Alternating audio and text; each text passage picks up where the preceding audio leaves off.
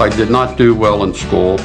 I was a creative kind of a kid. I didn't realize it at the time, but you have to be determined and you have to have confidence in yourself, I believe. That's another thing that is really so important to try to learn at an early age. I started really about 1952, and I was really at the time working for General Motors, and I was working on the assembly line. My father had been in the aluminum window business, and what happened, I didn't have any money, so I went to the bank and borrowed some $400 and purchased the windows and then installed them. That was how I got really started in selling windows. I sold them and installed them.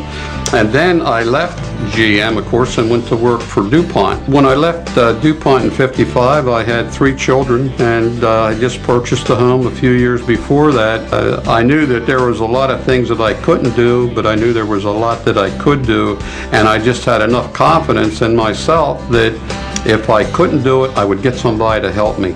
In starting the business, I think my main thought was I knew working for DuPont that plastic was a very good product. It was durable and it had very good insulation properties.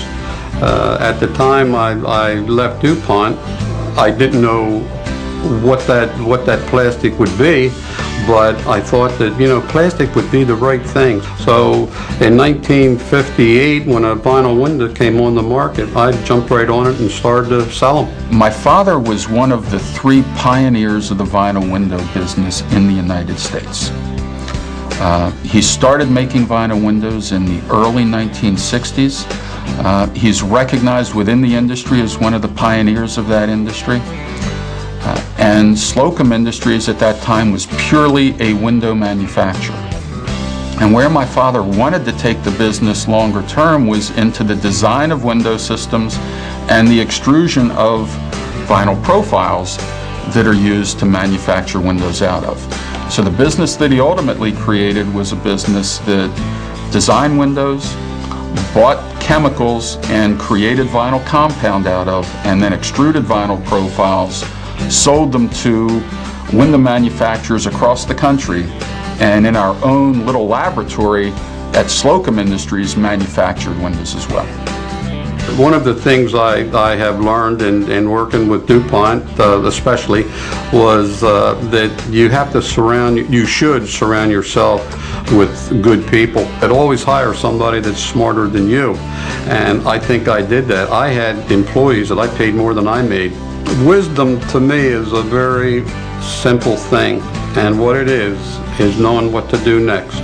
And I don't think I'm a very intelligent guy. I'm not well educated, but I think I did have some wisdom, and I don't know how I got it, or I don't know how to give it, but I think it's simply, that's how I define it. It's knowing what to do next. What makes my father unique is combining 2 things. First of all, from a product standpoint, he was very much a nuts and bolts tinkerer. Got deeply involved in the product itself and was very knowledgeable and very capable and very creative from a product standpoint. And that's what led to a number of the patents that he developed. But just developing patents doesn't create a successful business. What created the successful business was his ability to relate to people and his ability to lead, train, motivate a group of people. I don't know the exact number of patents that I have, but many of them are in design patents, design of the window. So I think there are probably 30-some patents. There were many challenges in my business career, many too numerous to mention, almost on a daily basis. The critical thing that drove his success was his courage. And people who want to go in business don't always understand what a hard road it really can be, especially when you're an entrepreneur, when you have to put not only your own capital at risk, but you're personally guaranteeing loans. Your house is at risk, everything that you own is at risk, and it takes remarkable courage to be able to believe that much in your idea and in your business, that you can fundamentally put at risk everything that you own in order for the business to become successful? Have confidence in yourself, and if you remember that a mistake is only an error if you refuse to correct it. They put erasers on top of pencils, and I can tell you most of mine are all worn down. I mean, I make plenty of mistakes, so it's not bad to make a mistake. Just always try to correct it. I always tried to do a little better than what was expected. I think probably the most important thing is absolutely to be honest. To be honest with yourself and be honest with the people that work for you.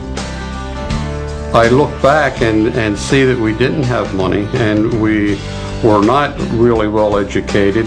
And I think when I got into vinyl windows, which was 1958, a few years before that, nobody even heard of a vinyl window. I mean, they weren't even on the market.